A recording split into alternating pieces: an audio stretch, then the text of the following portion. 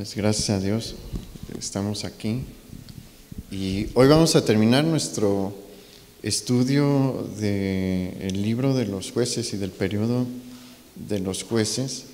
Y el periodo de los jueces termina de una manera pues bonita y creo que también es adecuada para el tiempo que vamos a tener próximamente, porque la Pascua no está lejos y en el final del tiempo de los jueces hay un mensaje mesiánico importante y por eso todavía no está ahí, pero nuestro mensaje se titula A la espera del verdadero rey.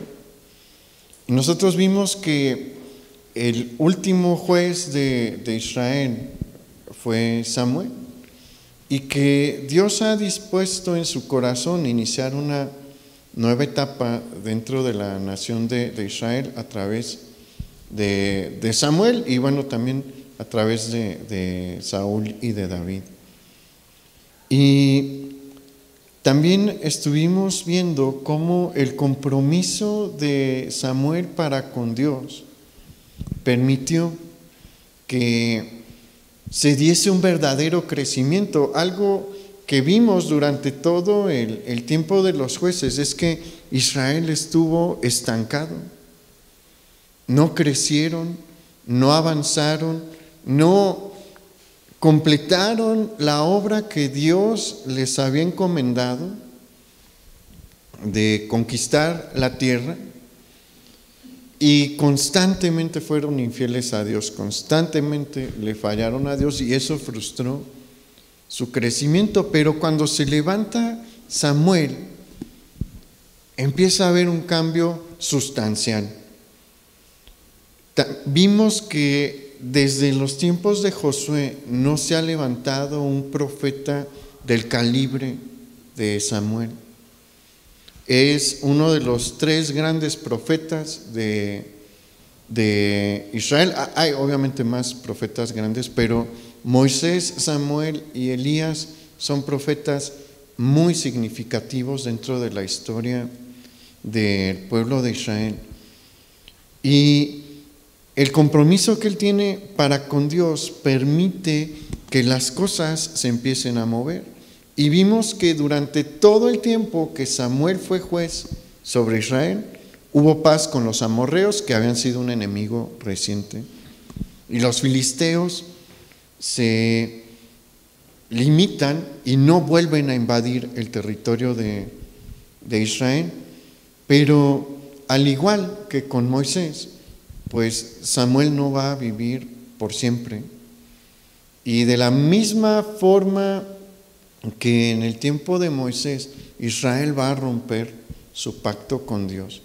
Acompáñeme por favor a Primera de Samuel, capítulo 8, versículo 1.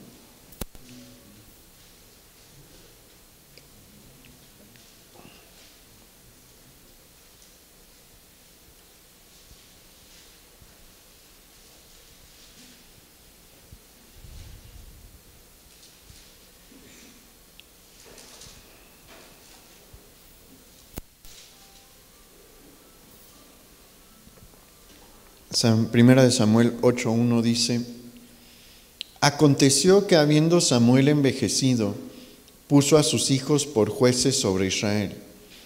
Y el nombre de su primogénito fue Joel, y el nombre del segundo Abías, y eran jueces en Beerseba.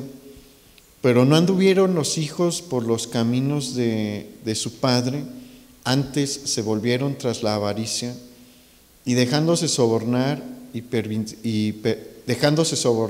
pervirtiendo el derecho. Entonces todos los ancianos de Israel se juntaron y vinieron a Ramá para ver a Samuel y le dijeron: He aquí tú has envejecido y tus hijos no andan en tus caminos, por tanto constitúyenos ahora un rey que nos juzgue como tienen todas las naciones. Miren, se cree que este evento que acabamos de leer tiene lugar 20 años después de la batalla de Mizpa, que fue la que vimos la semana pasada. Y en este momento Samuel tiene aproximadamente 65 años. 65 años. Ya no es un joven. Y lamentablemente sus hijos, aunque recibieron un gran honor porque Samuel los constituye como jueces, no los deja en Ramá, que es la ciudad donde Samuel está. Probablemente Samuel ya no puede con la misma facilidad que hace 20 años hacer el recorrido anual que él acostumbraba. Él recorría todo el territorio de Israel una vez al año para impartir justicia. Pero pues en este punto ya no creo que sea tan sencillo para un hombre de 65 años hacer este tipo de viajes, y pues él empieza a delegar. Sus hijos son de la tribu de Leví también, de la casa sacerdotal, porque Samuel es de la casa sacerdotal. Y entonces decide nombrarlos como jueces y los envía a Beerseba, lejos de donde él está. Ramá de Samuel está al norte de Jerusalén. Beerseba está al sur de Jerusalén, para que tenga más o menos un punto de referencia. Y ahí ellos sacan lo que verdaderamente hay en su corazón. Y pues su corazón está muy lejos del corazón de su padre, y se convierten en jueces corruptos dados al soborno. Por si se lo pregunta, la ley de Moisés prohíbe el soborno. ¿En dónde? En Éxodo capítulo 23, versículo 8, si lo quiere anotar. Samuel ¿pudo evitar la situación de sus hijos? No. ¿Por qué? Porque no debemos de creer que él no se esforzó en instruir a sus hijos en el camino del Señor, pero esto nos muestra que todo mundo es libre de elegir. Al final de cuentas, cada ser humano debe de tomar una decisión. Dios no nos obliga a ninguno de nosotros. Samuel no iba a poder obligar a sus hijos. Pero hay una cosa muy distinta entre la manera en la que se dieron las cosas con Elí y la manera en la que se dieron las cosas con Samuel. No vemos a Dios reprender a Samuel por la situación de sus hijos como lo hizo con Elí, ¿verdad?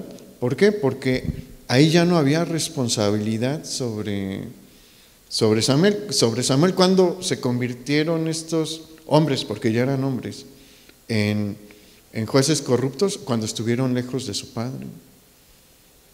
Ahí ya pues, no había qué hacer. Samuel les estorbó en su tiempo, sí, pero cada ser humano es libre de escoger. Ellos escogieron mal.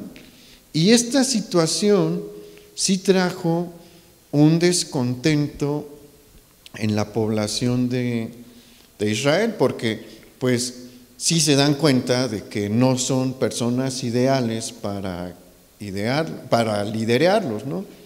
Y bueno, eso es sentido común. Aquí, miren, aquí en México es tan curioso el fenómeno político, porque a mí me sorprende, la verdad, le soy sincero, es una cosa que a mí me sorprende. Hay tanto político que se sabe a grandes voces que son corruptos, que son muy malas personas, y los eligen, y los reeligen, y los reeligen. Yo digo, ¿por qué? ¿Por qué no? ¿Cómo es que eligen algo así? Pero pues sí, así es, tristemente. Pero aquí Israel no está mal en decir, Samuel, ellos no pueden ser los que nos van a seguir dirigiendo una vez que faltes tú. Y si hubieran dicho nada más eso, las cosas hubieran marchado bien. Pero Israel también va a sacar lo que está dentro de su corazón y va a violar el pacto que tenía con Dios. Vamos al versículo 6. Dice: pero no agradó a Samuel esta palabra que dijeron: danos un rey que nos juzgue. Y Samuel oró a Jehová.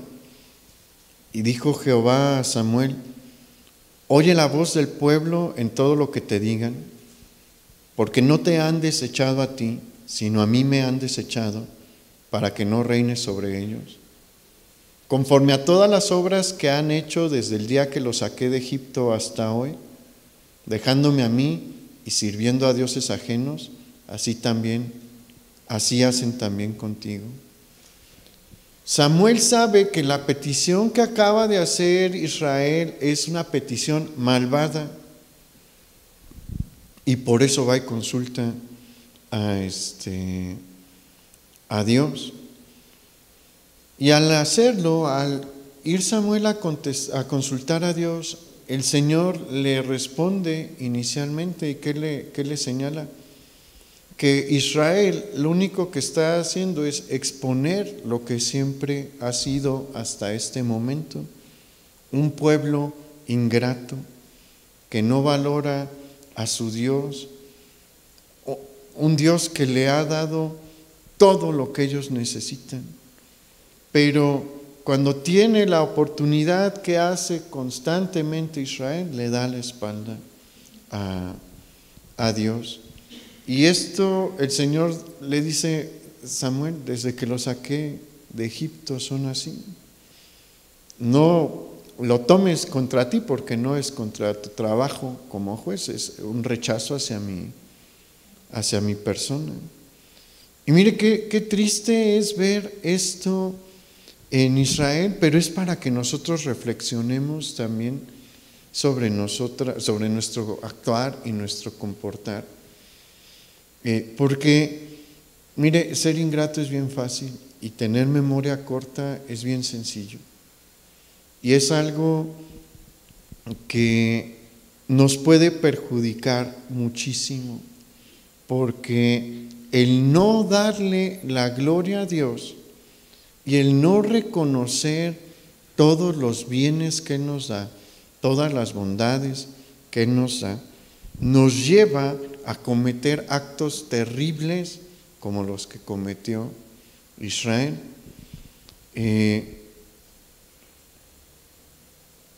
Este rechazo que tiene Israel hacia el Señor nunca le ha traído cosas buenas, pero ha sido una constante a lo largo de 500 años. ¿Y en qué consiste este rechazo? Mire, el pedir un rey en sí mismo no era un acto pecaminoso, no estaba mal que pidieran un rey. Anteriormente habíamos tenido un caso, ¿se acuerda? Cuando Gedeón tiene la victoria sobre los amalecitas, ¿qué hacen los israelitas? Le dicen: oye, queremos que tú seas el rey, que tú gobiernes sobre nosotros. ¿Y qué les dice Gedeón? No, Jehová es el que debe de gobernar sobre ustedes. Y Samuel tiene también este precedente y reconoce que el que debe de gobernar es Dios. Dios puede gobernar a través de un rey. ¿Podía gobernar a través de un rey? Sí. Y mire, le digo por qué no era el pedir el rey, no era el pecado de Israel. Dios ya había hablado sobre una monarquía. A Abraham, en Génesis 17:6, el Señor le promete que de su descendencia iban a nacer reyes, iban a salir reyes. A Jacob nieto de Abraham, en Génesis 35:11, también se le promete que de su descendencia se iban a levantar reyes. Por su cuenta, Jacob, en Génesis 49:10, profetizó que reyes se iban a levantar de la descendencia de Judá. Y en la misma ley de Moisés, en Números 24:17, se da una profecía señalando que la casa real se iba a levantar de Judá. Entonces, Dios ya había anunciado que iban a tener en algún momento un rey. No estaba mal que pidieran un rey. El problema era el tipo de rey que ellos estaban pidiendo. Y aquí es donde vemos una vez más que la Biblia es un libro de detalles. Si queremos entender la Biblia, necesitamos prestarle atención a los detalles. ¿Y cuál es el detalle que debemos de ver aquí? Ellos dicen, los israelitas le piden a Samuel un rey que les juzgase como todas las naciones. Allí es en donde está el problema, cuando dicen un rey que les juzgue como todas las naciones. Porque esta expresión de todas las naciones, un rey como el de todas las naciones, implica la idea de un rey que salga a defenderles y a salvarles de sus enemigos en medio de la batalla. Ellos están pidiendo a un rey que puedan ver como un salvador. Y aquí es en donde está el pecado de Israel. Porque ¿quién es su salvador? Desde el tiempo de Moisés, Él les ha mostrado que es Él el que va delante de ellos en la batalla. ¿Usa hombres? Sí, usó a Moisés, pero nadie de nosotros, ni los israelitas mismos, veían a Moisés como el Salvador. Sabían que era el instrumento de Dios, pero el Salvador, ¿quién era? Dios. El Salvador era Dios. Todos saben que Josué es el general que los está encabezando a la batalla, pero ¿quién les da las victorias? Dios. Y a lo largo del periodo de los jueces, vemos que Dios levanta hombres, pero todos entienden que es Jehová el que ha salido a la batalla a defenderlos.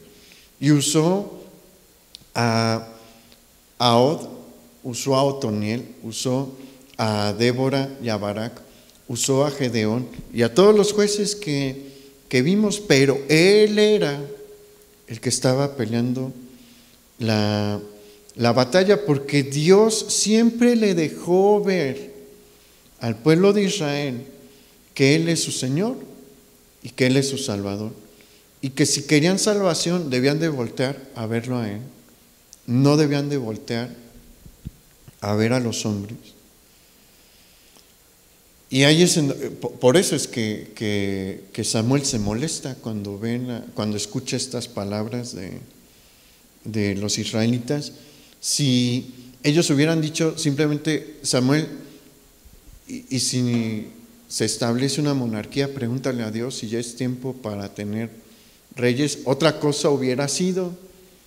Pero lo que quieren es un rey que sea su salvador, un rey en quien depositar su confianza. Y eso le desagrada a Samuel y obviamente le desagrada a Dios. Y vea lo que pasa en el versículo 10. Pero antes de leer el versículo 10, es bien importante que nosotros prestemos atención a esto y nunca perdamos de vista que quien nos salva es Dios, que quien nos ayuda es Dios, que el que nos puede sacar y nos saca adelante es Dios, porque en el momento en el que nosotros depositamos nuestra confianza en un ser humano, o en nosotros mismos, que también somos seres humanos, estamos rompiendo el pacto con Dios. Israel estaba rompiendo ese pacto. ¿Cuál era el convenio entre Dios e Israel? Tú eres mi pueblo, le decía el Señor a Israel, yo voy a ser tu único Dios. Yo soy tu defensor, yo soy tu protector, y tú me reconoces como tu Señor y como tu Salvador. Ese era el pacto. Israel lo está rompiendo y lo podemos romper. Es bien fácil caer en esta trampa. ¿Por qué? Porque lamentablemente nos dejamos deslumbrar por las personas muy fácilmente.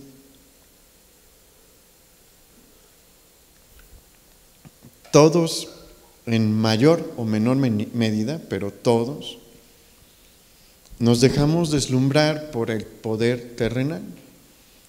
Y cuando estamos cerca de una persona de influencia o una persona económicamente pudiente, pues sí llega el pensamiento a nuestra mente de, igual y aquí la hago, o si me junto aquí las cosas se van a resolver. Eso es un mal pensamiento, es un pensamiento que no le agrada al Señor. ¿Por qué? Porque nuestra dependencia no es, o no debe de ser, lo que otros seres humanos puedan hacer por nosotros, sino lo que Dios puede hacer por nosotros. Y Dios usa generalmente a otros seres humanos también, pero a veces no son quienes nosotros queremos. Es el que el Señor decide hacer. Y mire, Él lo hace mejor que como nosotros lo podemos planear o imaginar. ¿Por qué? Porque como hemos mencionado, Él conoce mejor nuestros problemas y sabe mejor cómo solucionarlos que nosotros mismos. Entonces, tengamos esto en cuenta para no cometer el mismo pecado que cometió Israel, porque este pecado tiene consecuencias graves. Y vea qué consecuencias son. Vamos al versículo 10. Y refirió Samuel todas las palabras de Jehová al pueblo que le había pedido rey. Dijo pues, así hará el rey que reinará sobre vosotros. Tomará vuestros hijos y los pondrá en sus carros y en su gente de a caballo para que corran delante de su carro. Y nombrará para sí jefes de miles y jefes de cincuentenas. Los pondrá asimismo a que aren sus campos y sieguen sus mieses, y a que hagan sus armas de guerra y los pertrechos de sus carros. Tomará también a vuestras hijas para que sean perfumadoras, cocineras, amasadoras. Asimismo tomará lo mejor de vuestras tierras, de vuestras viñas y de vuestros olivares, y los dará a sus siervos. Diezmará vuestro grano y vuestras viñas para dar a sus oficiales y a sus siervos. Tomará vuestros siervos y vuestras siervas, vuestros mejores jóvenes y vuestros asnos, y con ellos hará sus obras. Diezmará también vuestros rebaños y seréis sus siervos. Y clamaréis aquel día a causa de vuestro rey que os habréis elegido, mas Jehová no os responderá en aquel día. El Señor aquí, a través de su profeta Samuel, le manda un mensaje de última oportunidad a los hijos de Israel. Y en este mensaje se les da una advertencia de que en caso de insistir, seguir insistiendo por una monarquía igual que la de las demás naciones, su estilo de vida iba a cambiar drásticamente. Y aquí esto es bien importante que lo veamos, porque, mire, Israel vive bien. Los israelitas viven súper bien, con mucha libertad, más de la que nosotros tenemos. ¿Por qué? Porque hasta este punto, ¿quién es su Señor? Dios. ¿Quién gobierna sobre ellos? Dios. ¿Y Dios exprime a la gente? No. Lo único que Dios les demanda en el área económica son sus diezmos, las primicias. Hay ofrendas específicas para las 3 fiestas anuales, usted léalas ahí en la ley. Y bueno, hay otros tipos de ofrenda en la ley, pero esas son opcionales y no son, bueno, muchas son opcionales. Y hay unas que sí son obligatorias, pero que no se entregan regularmente, no hay, bueno, hay quienes sí tenían hijos cada año, ¿no? Pero no todos. Entonces, lo que Dios pedía económicamente de Israel es muy poco. Los diezmos, las ofrendas de las fiestas anuales y las primicias de los frutos. Y ya, se acabó. No hay trabajo forzado. No hay nada gravoso de parte del Señor. ¿Por qué? Porque Dios es bueno, Dios es justo. Desde el tiempo en el que Moisés inicia la conquista, porque con él hay un inicio de la conquista, y después de la repartición de la tierra hecha por Josué, así han vivido los israelitas. Compárelo con su situación fiscal actual. Hacienda nos cobra muchos impuestos. ¿En dónde? En la gasolina. Aparte de lo que le descuentan en su trabajo, dependiendo de su régimen fiscal, independientemente de su situación fiscal, porque varía, ¿no? Lo que cobra Hacienda por cada situación fiscal. Pero aparte de eso, cada vez que compramos un producto, nos cobran el IVA. No lo sentimos, ese es un súper truco psicológico genial, malo pero genial, la verdad, del gobierno mexicano, porque, mire, si usted va a Estados Unidos, para todo mexicano es un shock ir a comprar por primera vez a Estados Unidos, porque uno va a la tienda y está el precio, y llegas a la caja y el precio cambió. ¿Por qué? Porque ahí te aumentan el impuesto equivalente a nuestro IVA. ¿Por qué? Porque las empresas quieren que uno sepa claramente cuánto estamos pagando por su producto y cuánto es del impuesto. Son cosas aparte.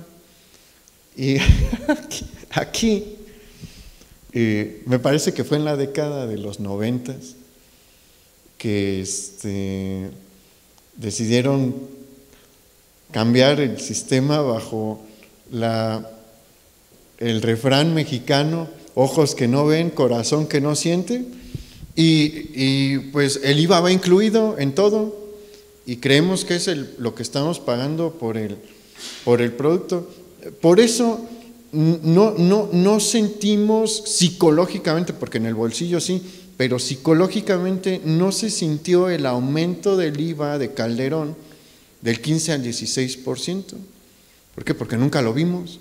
Nada más vimos que las cosas estaban más caras, pero nunca vimos el aumento por los impuestos. No hay un desglose del aumento por los impuestos. En la gasolina pagamos impuestos. En todo pagamos impuestos, salvo artículos muy, muy específicos en los que no, como medicinas y alimentos no procesados. Israel no estaba así, pero Dios les dice, ok, ¿quieren un rey? Si insisten, se los voy a dar, pero entiendan que su vida va a ser distinta, porque cuando lleguen los reyes perversos que van a venir, van a tener una carga de impuestos terrible. Y mire, las monarquías, por regla general, eran horripilantes. Se los dice a alguien que en un tiempo más joven las idealizó, porque a mí me gusta mucho la historia y la literatura, y uno lee las leyendas de Arturo, del rey Arturo, y dice, ay, qué padre vivir bajo un rey. Pero cuando ves bien cómo era vivir bajo un rey, dices, no, gracias que vivo en este tiempo, porque todo lo que el Señor dice aquí se aplicó.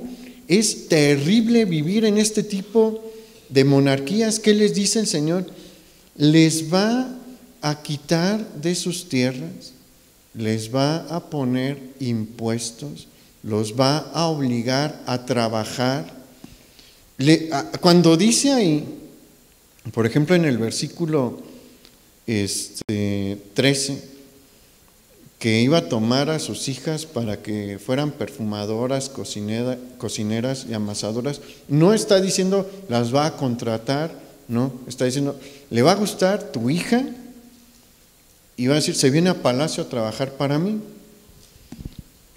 La voy a mantener, pero no crea que le iban a pagar un sueldo, ¿no? Se viene a trabajar. Cuando dice,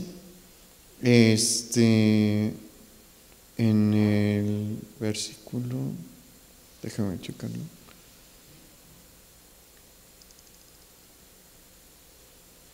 Ay, no lo encuentro ahorita. Pero donde dice que van a trabajar sus campos, dice, lo van a trabajar, pero no porque les va a pagar, sino que va a ser trabajo tributario.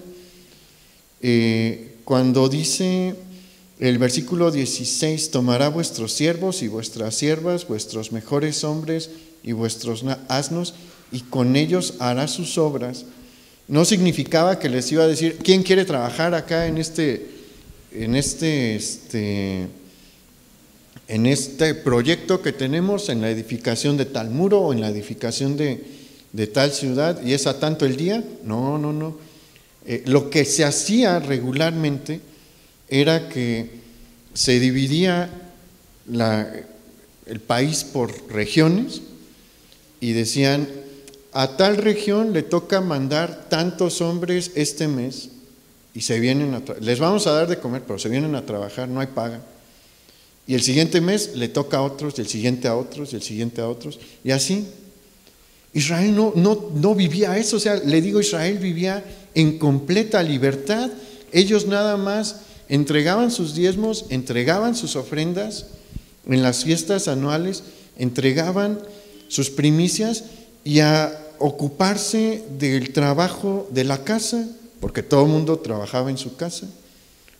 Era su patrimonio, ahí estaban sus tierras, ahí estaba su ganado, pero era para ellos. Todo lo demás era para su consumo, todo lo de los ganados era para su consumo y para poderlo vender. Y Dios les dice, eso se va a acabar, eso se va a terminar. ¿Qué situación es mejor?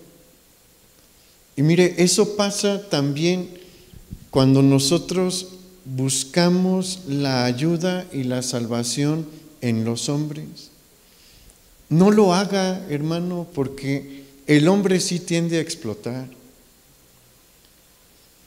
Cuando una persona, perdóneme la palabra, es lambiscona para obtener un favor, la persona de la que se quiere obtener el favor regularmente se da cuenta y lo hace a veces, pero hay un precio. ¿Vio El Padrino? La película del Padrino. Así es generalmente el precio. Yo te voy a hacer un favor y más adelante, cuando yo ocupe un favor tuyo, tú lo vas a hacer sin negarte. Sin negarte. Así es. ¿Y qué está haciendo uno ahí? Está vendiéndose. ¿Y pueden pedir cosas malas? Sí. ¿Y lo hacen? También. Entonces Dios le está advirtiendo aquí, pero también nos advierte a nosotros. Él quiere que le veamos como nuestro recurso de salvación y que no busquemos a otros y que no descansemos en otros para salir de un lío. Hay que buscarle a Él, porque si buscamos a otros, puede que sí nos ayuden, puede que sí, pero existe este precio que generalmente es alto y que a final de cuentas nos va a terminar perjudicando. ¿Y qué les dice el Señor a Israel al final? Cuando vengan estos reyes que han de venir y clames para que yo te los quite, no lo voy a hacer. Te voy a dar lo que quieres, te voy a dejar que lo tomes, pero no puedes venir a pedirme que te ayude y en ese punto no lo voy a hacer. Y lo mismo nos dice el Señor, si van a buscar a otras personas para comprometer su integridad, las consecuencias van a venir. Y cuando vengan, no las voy a quitar, voy a dejar que sientan el rigor de las consecuencias que vienen por sus actos. Entonces, estas cosas son muy serias y mire, hay algo muy profundo aquí. Dios, ¿qué está haciendo? Advirtiéndole a Israel a través de su profeta. Dios no lanzó un rayo, ni dejó caer un cometa, no abrió la tierra, no hizo nada sobrenatural para detenerlos, aunque estaban haciendo algo que iba en contra de lo que él había establecido y de lo que él quería. Lo que hizo fue mandar a su profeta para advertirles. Y eso es lo que normalmente va a hacer Dios siempre con nosotros. Nos va a advertir a través de su palabra, pero no va a mandar un rayo para que se ponga entre nosotros y el pecado que pensamos hacer. No va a hacer que la tierra se abra para que no podamos dar un paso más. No va a hacer que se quemen los papeles de una cosa ilegal que pensemos hacer. No lo va a hacer. Él nada más nos va a advertir. Está muy equivocada la persona que le dice: Señor, si no es tu voluntad que haga que cometa este pecado, deténme. No lo va a hacer. ¿Por qué? Porque suficiente es su palabra. Él ha sido claro. No hay más. Si desobedecemos es porque quisimos desobedecer, como aquí. O sea, Samuel llevó palabras muy claras, muy específicas, y se acabó. Lo demás es nuestra decisión. Recuerde algo: somos libres y por lo tanto, y esto no nos gusta, responsables. Dios nos hizo agentes libres y al mismo tiempo responsables. Nadie se va a poder presentar delante de Dios y decirle: me obligaron o es que no me detuviste. En el momento en el que alguien le diga algo así a Dios, tú eres responsable. Nadie te forzó. ¿Había consecuencias por decir que no? Sí, pero no te obligaron. Mire, así en los casos más extremos. Todos los mártires de los primeros 3 siglos de la iglesia pudieron decir en algún momento, es que mi vida estaba de por medio y por eso dije que no. Y no tenía otra opción. Sí, había otra opción. ¿Cuál? Entregar su vida. ¿Qué hicieron? La entregaron. ¿Cuántos? Decenas de miles. Decenas de miles. Para aquel que diga que no hay otra opción, que la vida está de por medio, pero tenemos muchos testigos detrás de nosotros que sabían que sí había otra opción. ¿Que había un precio muy alto que pagar? Sí. Y mire, no murieron de una forma tranquila. Los romanos eran unos genios para torturar. El hombre siempre ha sido bien bueno para infringir dolor, pero los romanos eran súper creativos, bien creativos, para infringir el mayor dolor durante el mayor tiempo posible. Y a muchos les tocó ese tipo de muerte. ¿Un precio alto a pagar? Sí, pero era una manifestación de su libertad. Siempre se puede decir que no. ¿Hay un precio a pagar? Sí, pero siempre se puede decir que no. Por eso nadie le va a poder decir al Señor, es que no tenía otra opción. Siempre hay otra. Siempre. Y vamos al versículo 19. Y a veces de verdad que Israel es la viva imagen de cómo somos, porque vea lo que dice el versículo 19. Pero el pueblo no quiso oír la voz de Samuel y dijo, no, sino que habrá rey sobre nosotros, y nosotros seremos también como todas las naciones, y nuestro rey nos gobernará y saldrá delante de nosotros y hará nuestras guerras. Fíjese nada más. Pero también véase a usted mismo allí, porque a veces somos así. Dijimos que lo que estaba mal era pedir un rey igual que el resto de las naciones que fuera su Salvador. Y cuando Dios les advierte y les dice, así no sigan por ese camino, ¿qué dice Israel?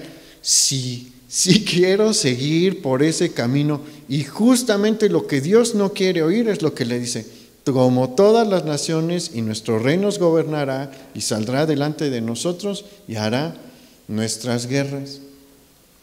Mira, a veces somos bien necios. ¿Y qué es lo peor en nuestro caso? Que el Señor nos permite ser así de necios. No que Él lo quiera, pero nos ha dado libertad. ¿Y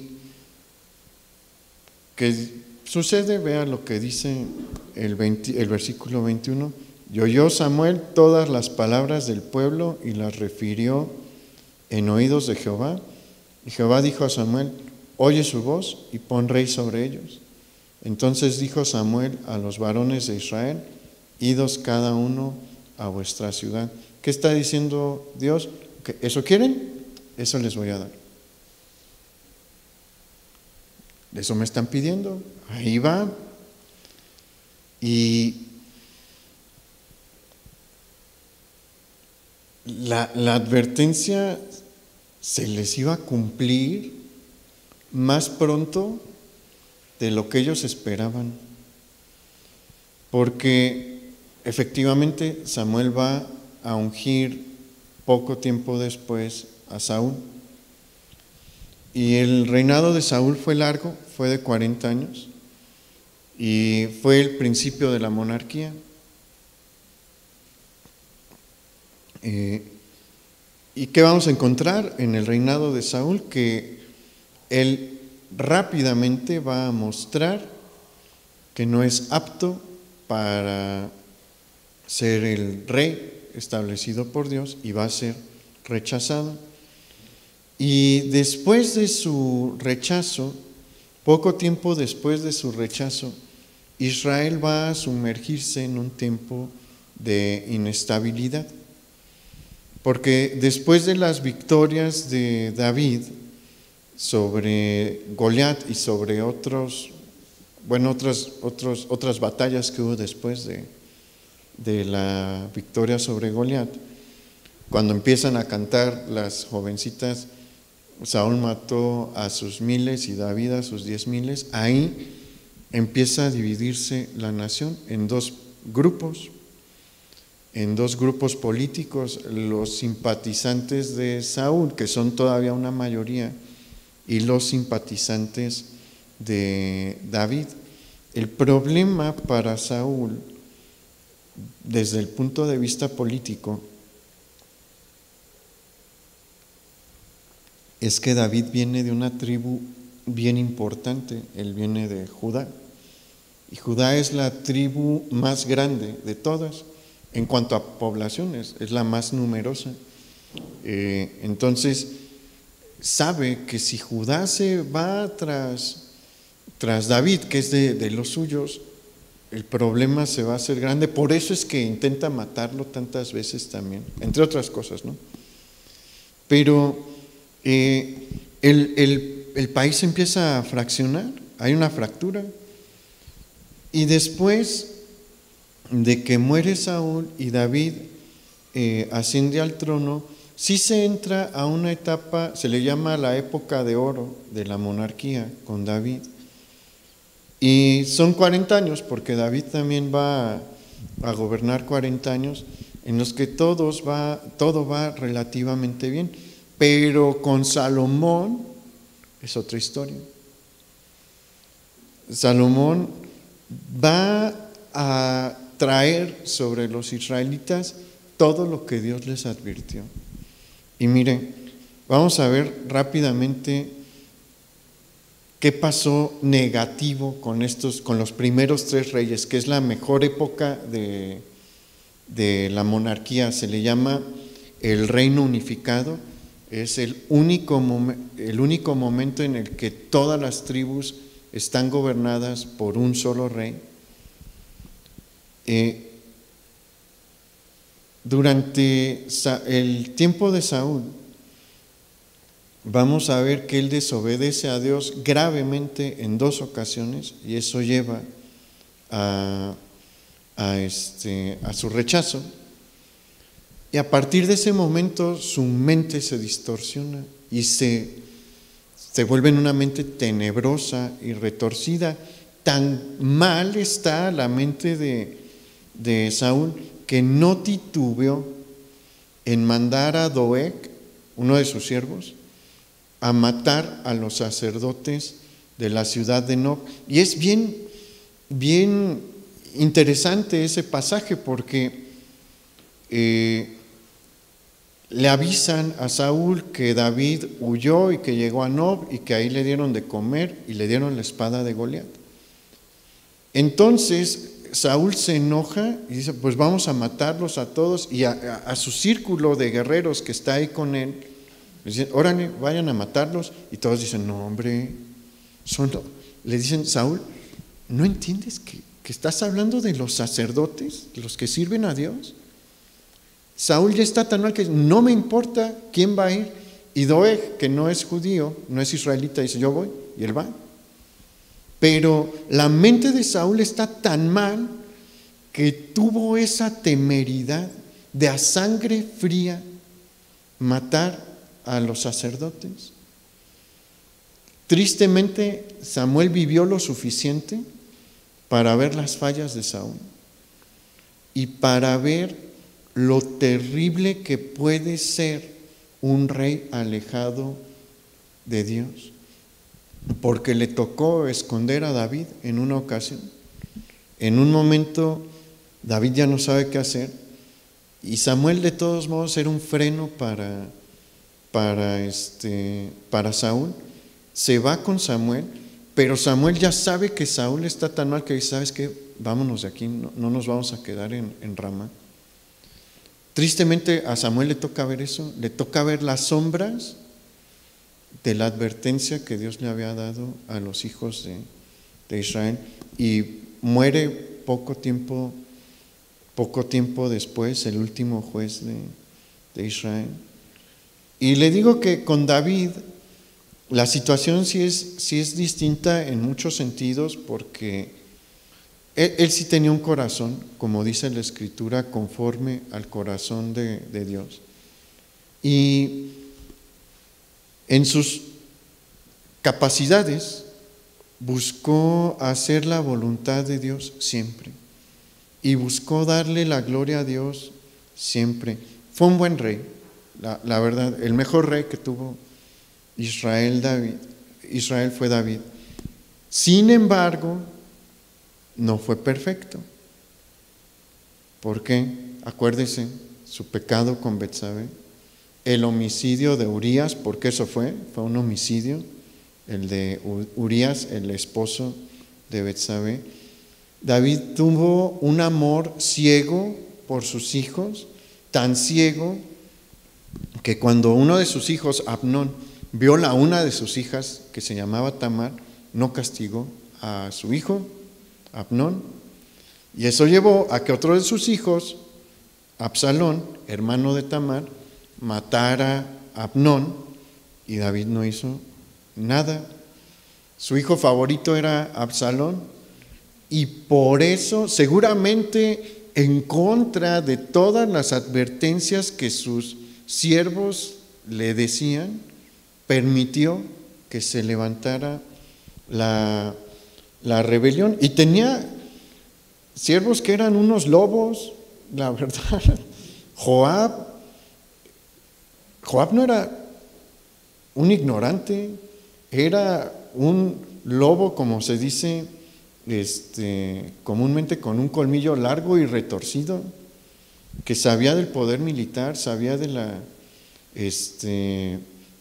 de cómo se maneja la política, y tenía varios siervos muy sabios. ¿Usted cree que no le dijeron, oye David, Absalón está haciendo cosas que no convienen, deberías de ponerle un freno? Pero nunca lo hizo David. ¿Y qué pasó? Se levanta la rebelión. El amor de David era tan ciego que se puso a llorar cuando Joab mata a Absalón. No crea que Joab lo mató nada más porque sí, sabía el peligro que era. O sea, unos días atrás, si David está en Jerusalén, lo mata a Absalón, esa era su intención.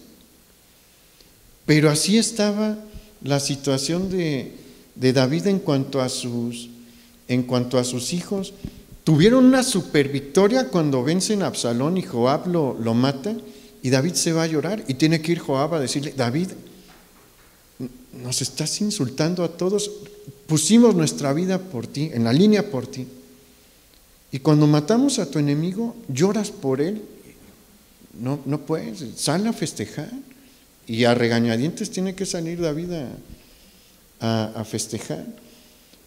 Y luego vemos el censo que hace David, no porque los censos sean malos, pero este censo era para enorgullecerse a sí mismo. Entonces, David no fue perfecto.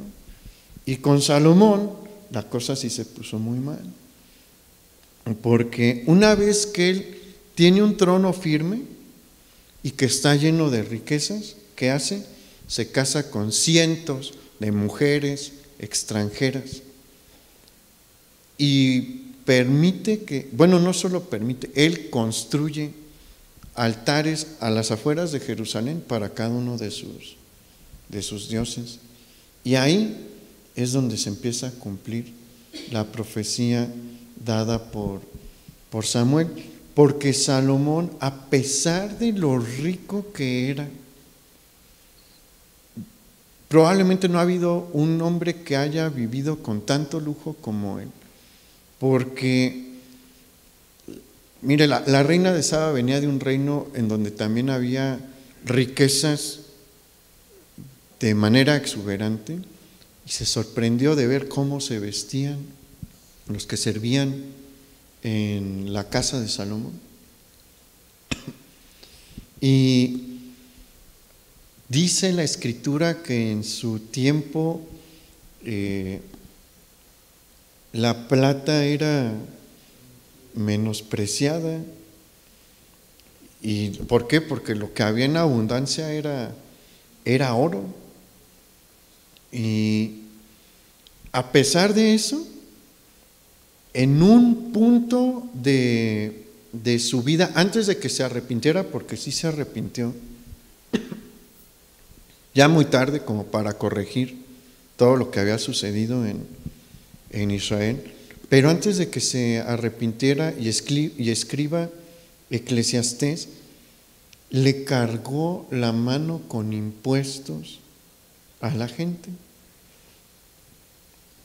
Debió de haber sido una carga de impuestos pesada. ¿Por qué? Porque, mira, nosotros, como le digo, nos aumentaron el 1% ahí en el sexenio de Calderón y pues no pasó nada. Calderón aumentó mucho los impuestos. No es por nada, pero sí a mí me tocó pagar el yeto durante el tiempo de Calderón y el yeto estaba bien pesado.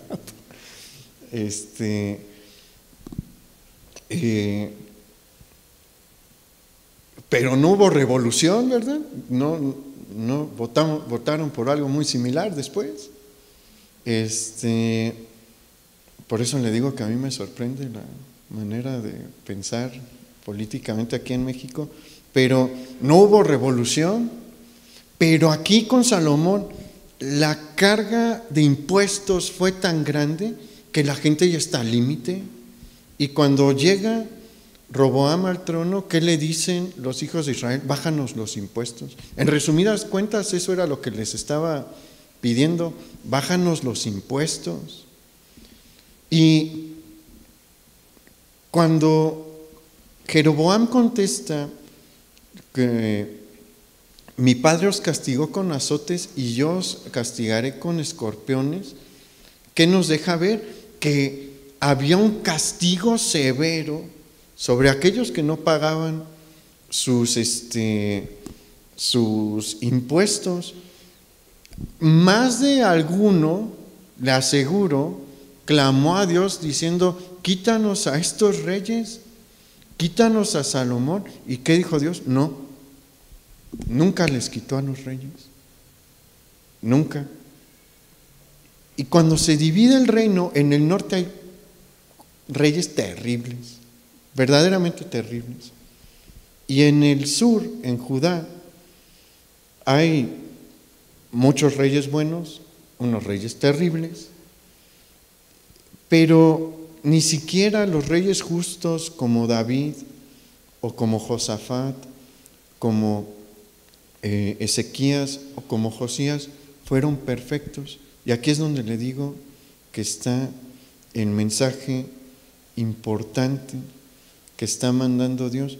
Dios nos dejó ver los errores y las imperfecciones de todos los reyes justos. Lea la historia de todos, en todos hay una falta, medio grave en casi todos, pero unas más graves que otras, ¿no? Pero todos tienen defectos. ¿Por qué? Porque Dios está mandando un mensaje ahí que debe de darnos mucha emoción cuando uno ve este mensaje. ¿Cuál es el mensaje que Dios manda permitiéndonos ver los errores tan graves? Porque David sí tuvo errores bien graves. ¿Qué nos está diciendo ahí el Señor? El rey justo que viene a gobernar soy yo. El único que va a traer justicia verdadera y eterna soy yo, no son los hombres. Ahorita le estaba diciendo a Israel en todo ese tiempo, ahorita tienen un rey, pero no es el rey definitivo, no es el rey de la promesa. El rey de la promesa soy yo. Por eso, el mismo David, en el Salmo 110, versículo 1, dice lo siguiente: Jehová dijo a mi Señor, siéntate a mi diestra hasta que ponga a tus enemigos por estrado de tus pies.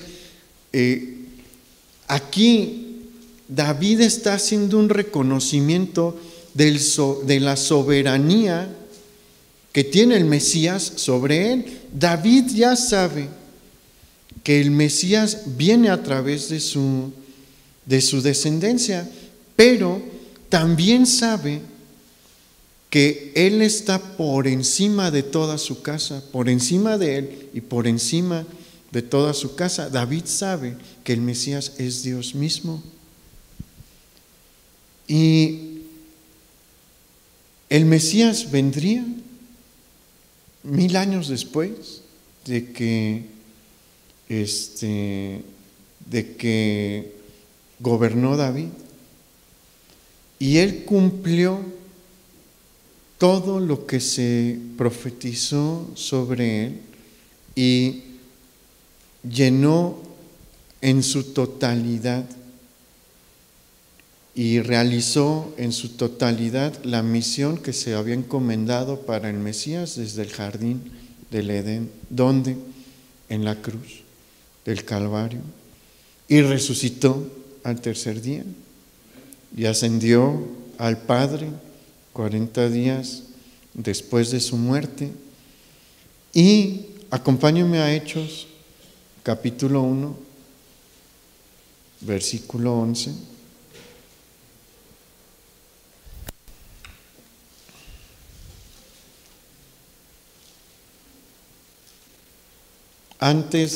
Mientras está ascendiendo al Padre, mientras está subiendo en las nubes, los ángeles dijeron esto: varones Galileos, ¿por qué estáis mirando al cielo? Este mismo Jesús que ha sido tomado de vosotros al cielo, así vendrá como le habéis visto ir al cielo. ¿Y qué quiere el Señor que hagamos nosotros hoy? Sí, viene el tiempo de la Pascua y es bien importante que recordemos la obra que Él hizo ahí en la cruz, porque entendamos, el Mesías ya vino y cumplió su gran misión, pero también quiere que sigamos alzando los ojos al cielo, porque un día le veremos venir y regresar por su iglesia. El verdadero Rey va a volver y quiere que su pueblo le esté esperando. Vamos a orar.